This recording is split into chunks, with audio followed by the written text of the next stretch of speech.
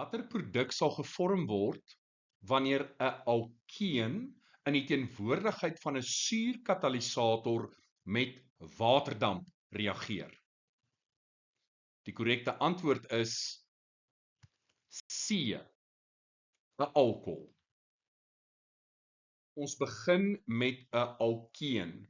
En in die graad 12 leerplan, as ons begin met 'n alkeen, dan weet jy onmiddellik, dit kan net 'n addisiereaksie wees. Jy het 4 addisiereaksies wat jy moet ken, en hierdie spesifieke vraag gaan oor die byvoeging van water, en dit beteken ons het te doen met hidrasie.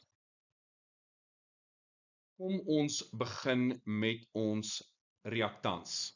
Ons nommer van links 1, 2, 3, 4, 5. Hierdie is met ander woorde pent 1,1.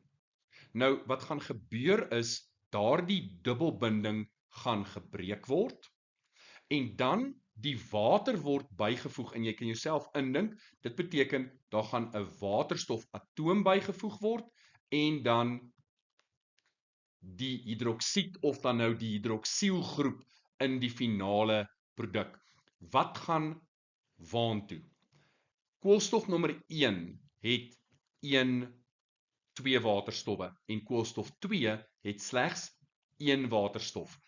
Onthou, volgens Markovnikov se reël, die koolstof met die meeste waterstowwe kry nog 'n waterstof by, so in hierdie geval gaan koolstof 1 'n addisionele waterstof bykry, en dis presies wat ons daarso sien. En koolstof 2 gaan die hidroksielgroep kry. So wat gebeur in hierdie geval? Pent 1,1 word pentan 2-ol, en pentan 2-ol is 'n sekondêre alkohol, want die hidroksielgroep is gebind aan 'n koolstof wat aan 2 ander koolstowwe gebind is. Nou, kan daar pentan 1-ol vorm? Absoluut, maar dit gaan nie die hoofproduk wees nie, dit is net 'n neuwe of 'n byproduk. So volgens Markovnikov se reël is die hoofproduk pentan 2-ol. Watter katalisator word gebruik? Ons gebruik meestal vir hidrasie fosforsuur.